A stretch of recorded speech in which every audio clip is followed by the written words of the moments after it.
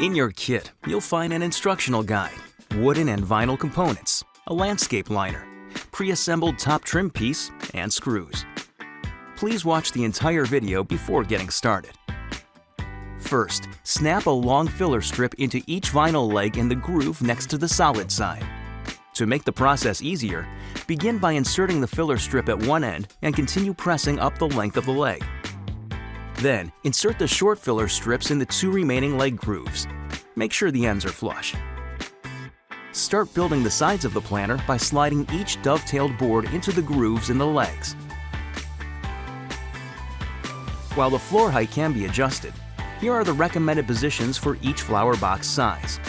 To ensure the landscape liner fits, do not place cleated boards more than 4 boards down from the top of the planter.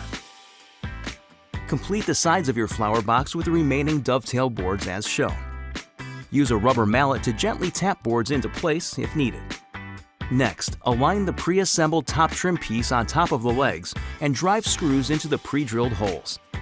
To create the floor of the planter, start with a notched board on the end, followed by placing straight boards on top of the cleats.